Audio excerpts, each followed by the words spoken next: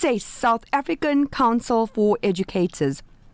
SACE is a professional council for educators that aims to, enhance the status of teaching profession through appropriate registration, management of professional development, and, inculcation of the code of ethics for all educators. This refers to whether you are a manager or a principal or a level 1 educator or any educator who is employed in a school. Well, as I've mentioned, SACE, South African Council for Educators, is compulsory for teachers. In terms of the SACE Act, no person may be employed as an educator by any employer unless the person is registered with the council. Well, we all pay a fee every month, so next time, please take notice of your salary advice and see that a deduction for SACE. Are you making use of it? Well, yes, that's time you question it. Well, our guest who we are linking up with, the South African Council for Educators, SACE, Ms. Sithabile, she is the provincial coordinator for SACE for the province. It's an honor and a pleasure to have our provincial SACE coordinator availing herself this evening, educating and uplifting the nation. Welcome to School Matters on 90.4 FM in Durban and 105.6 FM in Pietermaritzburg. Welcome to School Matters. Good evening, and good evening to you, presenter, and good evening to the listeners of Alansa radio station. You have become my friend. You're always smiling. A little history about you. I've met, she's too old to call Madam or Mrs. I'll just say I met Miss, Sithabile at one of a SATU workshop, and you are presenting there, and you gave such vital information, and that was where it was all a leadership.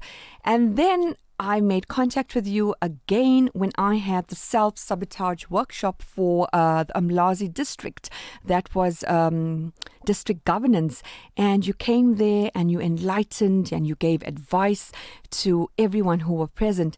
And humbly yet again, you make yourself available, directly to you, with no secretaries and no, I'm this person. But thank you once again, because, our educators need to know what is SACE. Not only when you get a letter from SACE telling you you to be partaking in corporal punishment, or you have an educator who you just were a bit nasty to, and here you get this letter.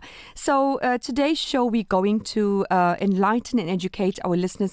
What is the South African Council of SACE? Right.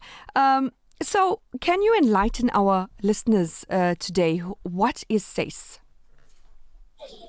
Thank you very much, Sumaya. Okay. SACE stands for South African Council for Educators.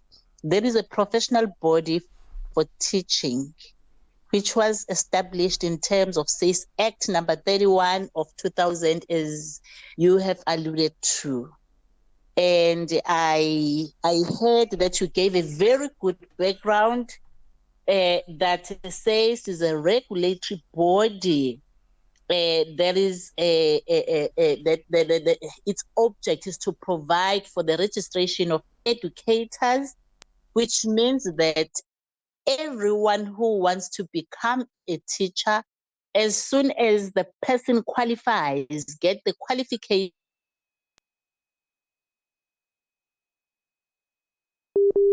to register with SACE.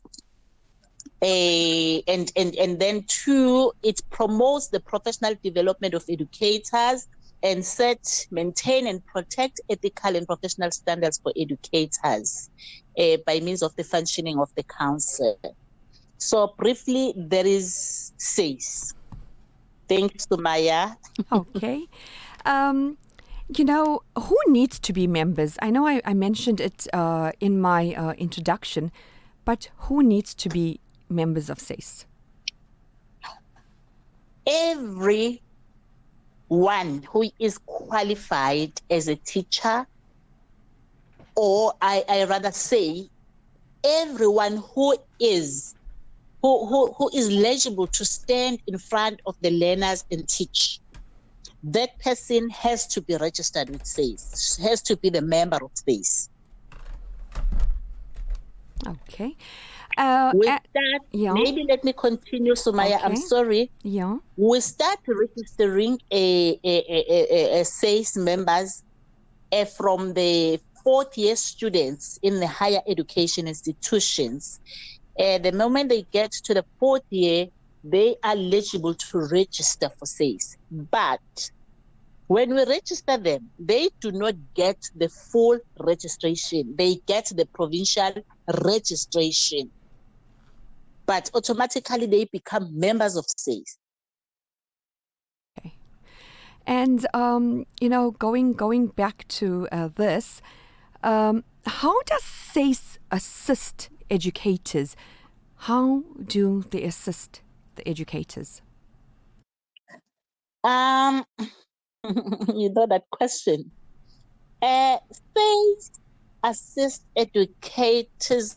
Remember, we said SACE, according to SACE Act, the object, they provide registration for educators. Once you become the member of SACE, SACE will give you support in terms of professional development, in terms of adhering with the Code of Professional Ethics.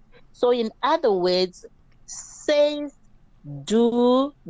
does protect educators. They do make sure that educators adhere to the Code of Professional Ethics, and they ensure that teaching profession in general, as well as educators, are properly serviced. That's what I can say. Okay. So, so when you register and when you belong to an institution, a school or a school campus, you are given details of SACE. There are flyers, policies, documents. Am I correct? Yes. Yeah, it is. It is important that everyone who joins the institution, the education institution, is provided with information, with SACE information. Okay. So regardless whether you are belonging to the government sector or the private sector, SACE is everyone, blanket. Public. Okay. In fact, SACE applies. Can you hear me? Yes, I think the network maybe sometimes it becomes a problem. Yeah, but I can hear you. But it says applies. Can you hear me now? Yeah, I can hear you. Can you hear me? Yes. Yes. SACE is applicable. It is applicable. It applies to educators appointed in terms of Employment of Educators Act number 76 of 1998. That section, it speaks to the school educators as well as office-based educators. Also, in any independent schools, even independent schools. Okay. They say yes. SACE applies to educators that are working in independent schools, and also in terms of further education and training. That's Act number 98 of 1998, as well as in TVET institutions, also in community education and training centers. So, if you have, let me just make an example, Sumaya. Yeah. You have a youth group that you work with. SACE applies to you as well, because there is that group of children that are, that you work with.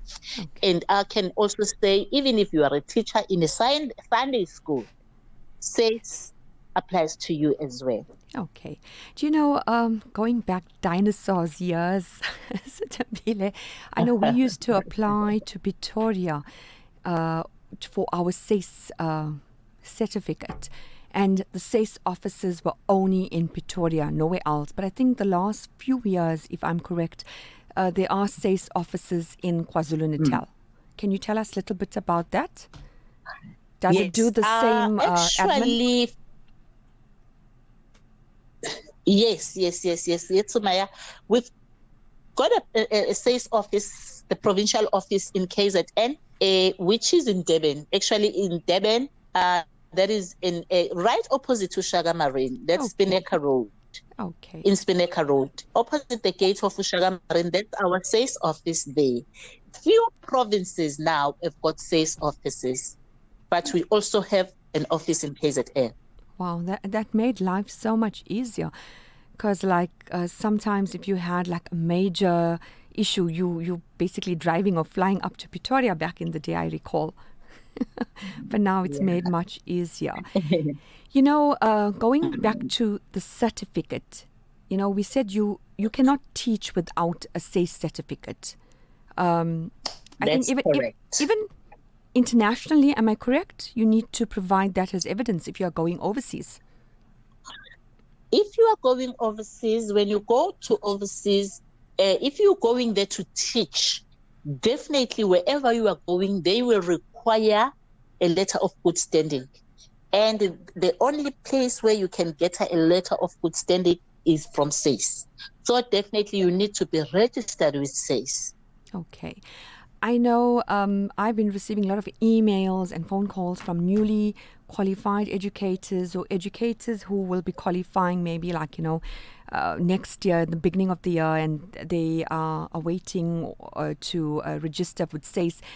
So a lot of them want to know how to go about. I know in the institutions, the campuses, the tertiary institutions, or the colleges do tell our educators, our future educators, but can you just inform our listeners out there the process and procedure for newly qualified educators to become members of SACE? They need to. Okay, let me start by maybe the student teachers, the fourth year students that want to register with SACE. With those, they need to have an academic record that is certified with the higher education institution stamp. If you are in Edu, if you are studying in Edu, you will definitely need to have a academic record on Edu, University of KwaZulu-Natal letterhead with the stamp and signed, and then your matric certificate, the copy of your ID that is not older than 6 months, a police clearance that is not older than 6 months. All these documents, they need to be certified. I know. And then This is quite evidently, because normally back in the day, as you're teaching, you were told you need a SACE certificate, and principals and SACE and department were a bit of lenient while you in your first couple of years or even the first year.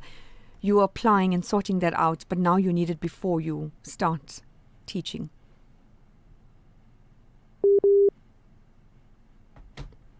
They do not get the full registration. I'm sorry, Sumaya, sometimes my connection is becoming poor. You must indicate if you can't hear me. Okay, I'll do that.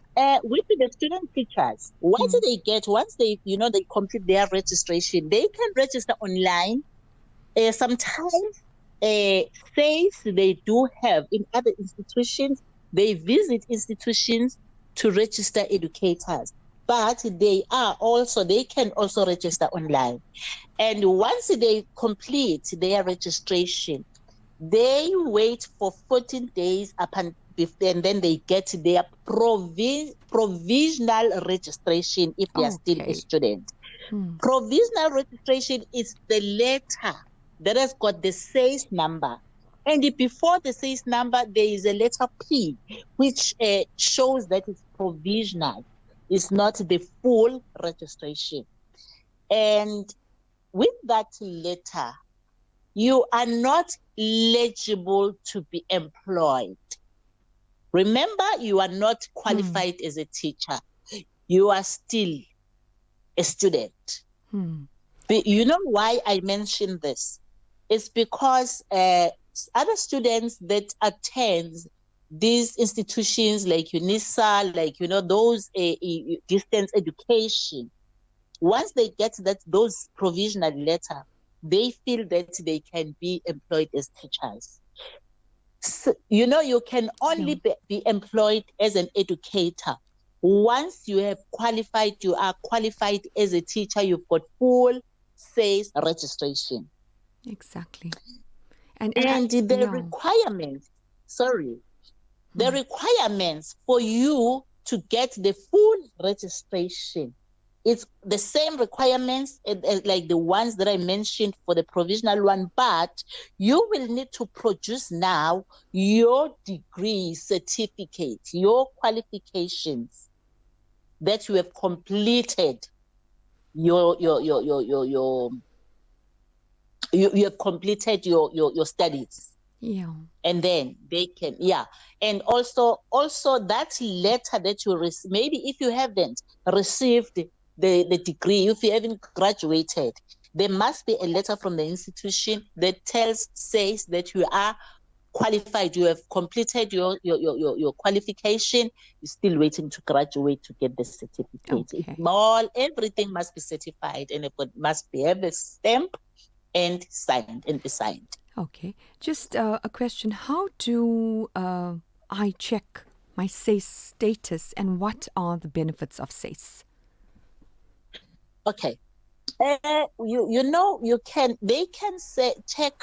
can check your SACE status by sending an email to info@sace.org.za. If you have registered online, you can go through to e-services. E-services is a website that takes you through registration process. You go to e-services, you follow the process that you have done when you were doing the online registration, and then you can check your status there. If there are things, maybe there are documents that are still missing, they will inform you under e-services. Okay. Going back, one always, when it comes to SACE, there are values. Can you tell us about the values, the 5 values of SACE? Yes, I can tell you about the values of SACE, but allow me not to say 5 values, but SACE has got the vision and the mission statement. And the vision and mission statement of SACE is underpinned by 9 values. Those values is accountability, where everyone who is registered with SACE has to be accountable. Meaning that if you do not adhere to accountability, then it's a misconduct. There is also dignity, integrity, quality, respect, responsibility, service-oriented, transparency, and tolerance. Everyone who is registered with SACE, who is a teacher, has to adhere to all these values. Let me just take the second one, which is dignity. The moment you violate someone's dignity, it is a misconduct. Integrity. Integrity means we have to adhere to integrity all the time.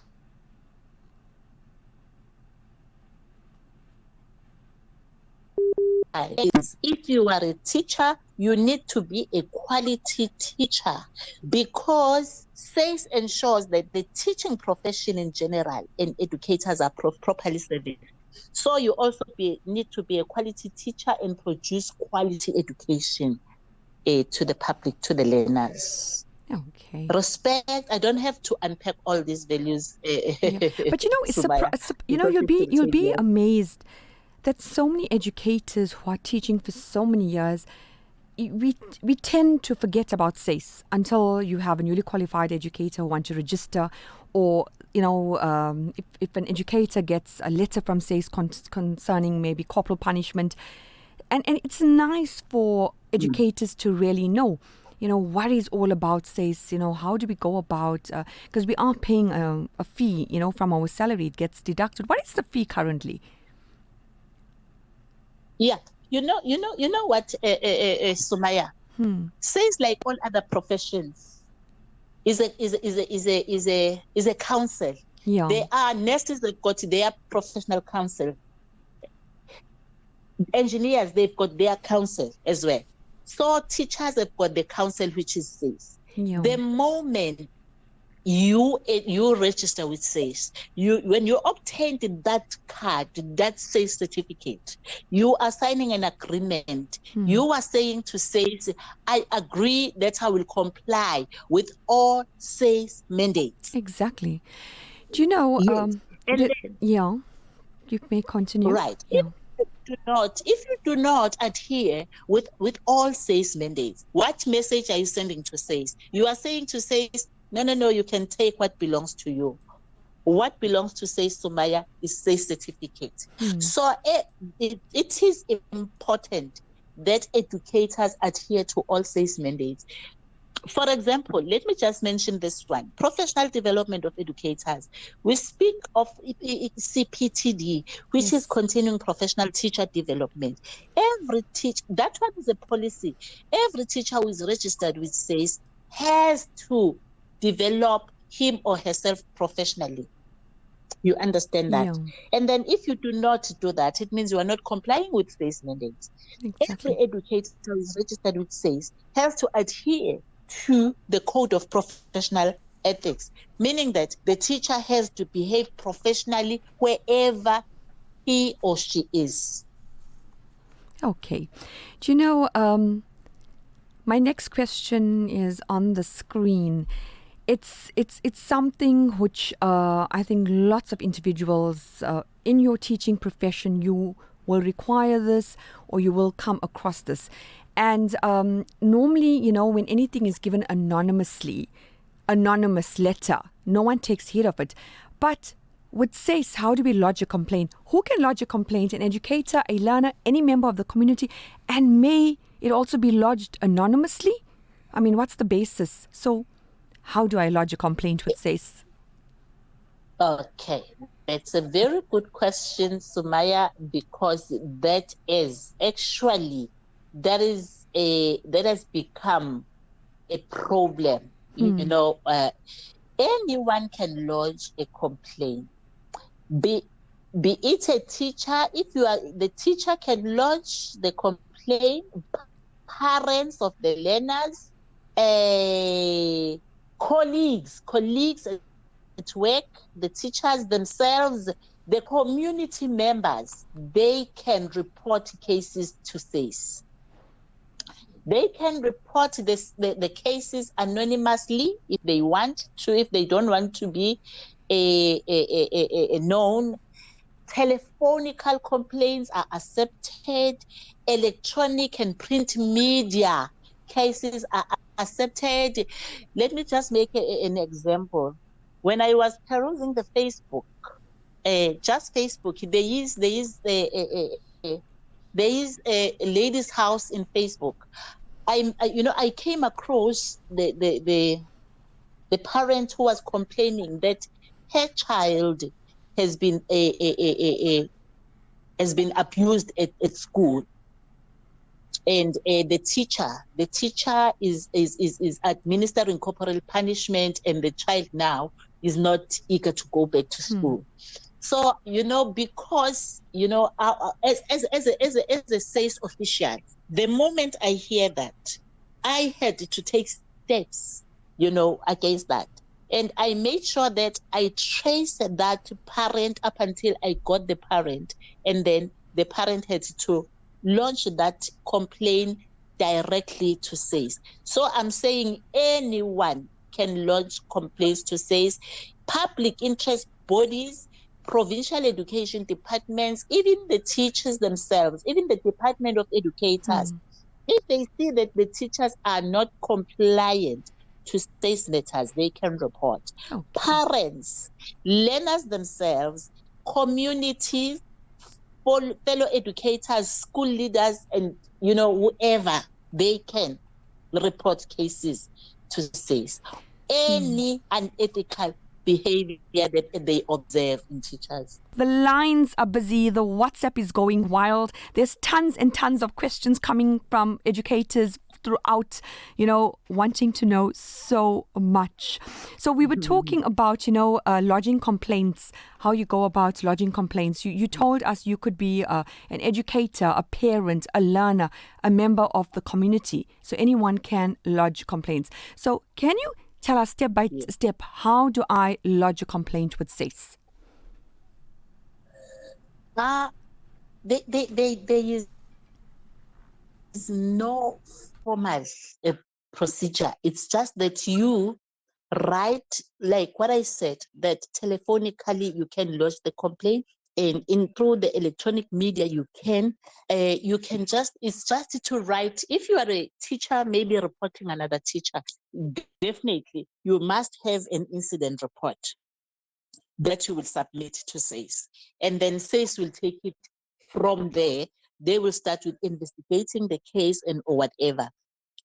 Public interest bodies, parents of the learners, they can pick up the phone and report that, we've been obsessed coming to school drunk or doing whatever. You understand? The moment you report to SACE, to the in ethics division, they will take the matter up and they will start the investigation. Okay. Do you know, like one will think if you have an issue, if you have a grievance, if you have a dispute, if you're unhappy, in a nutshell, an educator's life can be miserable.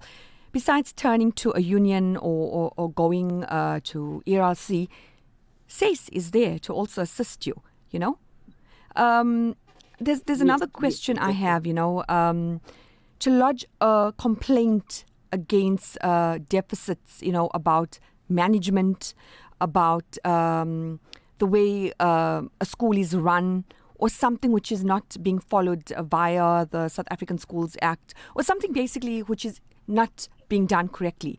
Can it be reported to SACE?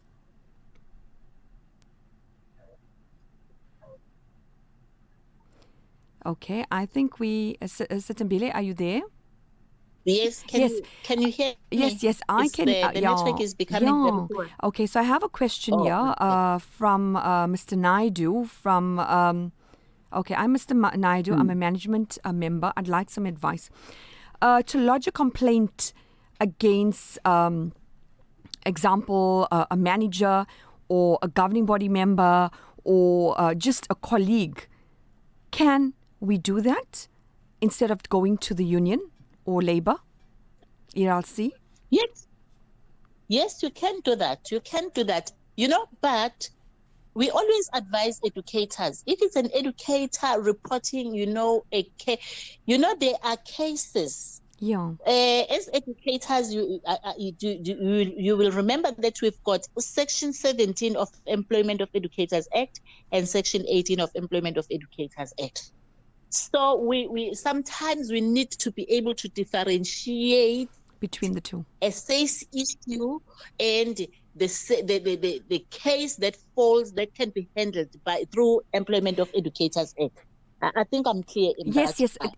Okay, let's go on the Section 17 of the Employment Act of Educators. I can say this confidently.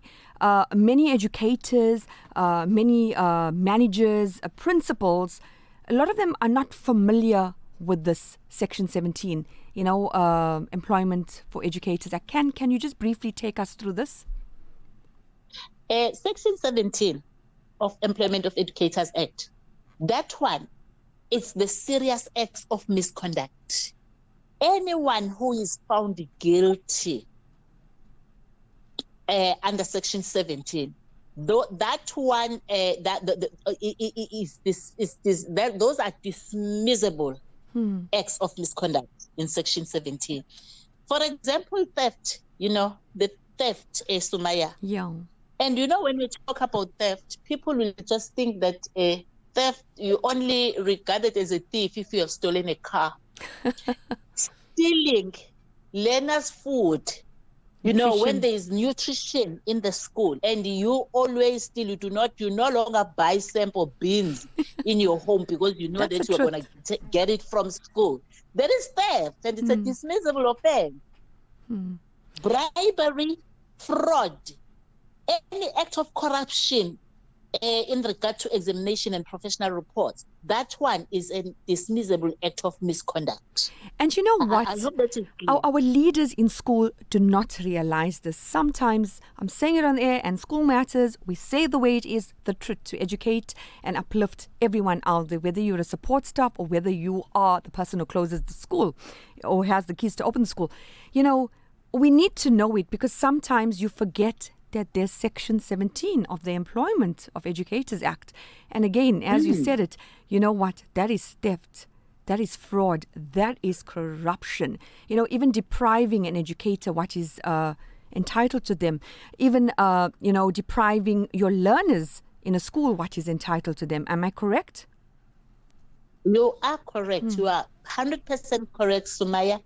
That's why I always advise leadership, school leadership, or SMT members, whoever who is, in leadership in a school, that you download Section 17 and Section 18.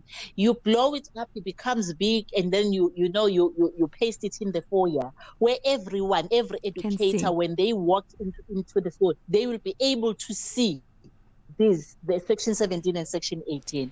You understand? Yeah. They must be clear. Whatever that they will be doing, they will know that, this one, I'll get into trouble if I continue doing this. And thing. Human nature, exactly. As you're saying, human nature, when you are in a position of power, leadership, I might just not like Sumaya because she wears a lot of perfume, or I might just like Sithabile because she knows it all. And I might be injustice to her professionally, putting my emotions there. So you can, that is also a form of, corruption, fraud? Yes, it's form of an offense. That is an offense. Verbal abuse. Exactly. Verbal abuse. Verbal abuse. You need to be very much cautious and mindful of how we speak to one another as educators. Remember the values, the 9 values that I alluded to earlier on. Yeah. Exactly. So the moment you even on learners, when you use the killer words on learners, you call them stupid, you call them names, that's verbal abuse, and it's an offense. Even when you call it to your colleagues, we have situations. Going back to the next section, time is running out. Section 14 of Educators Act. What is Section 14? We touched on 17. What is this, Section 14 of Educators Act? Section 14, it deals with an offense, with absenteeism as an offense. Yeah, if an educator is absent for more than 14 consecutive days without permission of the employer, the educator is deemed to be discharged according to Section 14, subsection 1A. Because that educator is like abscondment. You cannot be absent for 14 consecutive days without a leave. There are leave measures that educators are entitled to. If you just decide that you're going to sit at home, not going to work for 14 days, then you must know that you can be discharged. Yeah. Do you know we're having messages? I'm having messages on the screen here that we need a SACE workshop. We need to educate our colleagues. And this person got there in bracket. When I mean colleagues, I'm talking about management and principals and governing bodies, because our level 1 educators seem to be more educated when it comes to the documents, the SACE, the acts, but unfortunately our management tend to forget it. Well, I think it refers to everyone. Everyone needs to be aware, because, if you think about it, to our listeners out there who are educators, okay, I'm touching on educators, you're paying a union, besides a union fee and a labor fee, you're also paying SACE every month, which is deducted from your salary. So why not use it? Use it if you have an issue. Am I correct? Exactly. Yes. You are correct. 100% correct, Sumaya. We are available. We are available to take educators through workshops. Exactly. Rounding up a quick one. Advice to our educators out there. Generally with all districts, maybe you can see how overstretched one is. Yeah. Yes, you are the provincial coordinator. Many schools to do, many school managers to do. Yes, exactly. So what the advice is that the schools can cluster themselves. Once you cluster yourselves, we can come and conduct Lovely. workshops Well, for you. 2020. Because attending to individual schools, it can take a lot. Well, Sithabile, on air 2024, we are definitely doing a SACE workshop. For the open to everyone, but generally we're in the Mlazi district. This is also where assisting, uplifting our managers, our district directors, our SEMs, our principals, our educators, our future educators. We need stuff like this here. Rounding up quick advice to our educators right now, where teaching is so difficult, where the learner is not so easy to be taught. How do you go about? What advice do you have for that stressed educator who does things innocently but just got in trouble, whether it was something or the other? With that, you remember I said earlier on, Sumaya, we need to be able to separate issues. Yeah. SACE matters and employment of educators issues. You understand? Yeah. I think all the Department of Education have got the teacher wellness division, yes, where they attend to teachers that are stressed out. Yeah. So I would suggest that you need to utilize those facilities because they can assist educators that are frustrated by learners. Because really, the moment you start administering corporal punishment to a learner, SACE will be on to you. Exactly. Sithabile, I'd like to tell you thank you so much, for this evening, for educating us, motivating us, and making us the educator aware of what is our rights and what is the learner's rights, and even you, a member in the community. May the Almighty bless you and always keep you so humble, helpful, regardless of position or status. Looking forward to having you in the new year on School Matters and doing a workshop.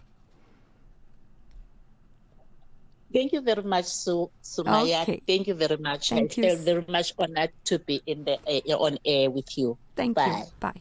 Well, I'd like to thank our guest for being so humble and availing herself. I'd also like to thank our technician, Zach, for making the show possible. My email address is sumayakhan.alansar@outlook.com. Value and appreciate the people who sacrifice their something for you, because maybe that something was their everything. And ethics is not just about knowing what is right and wrong, but constantly choosing to do the right thing.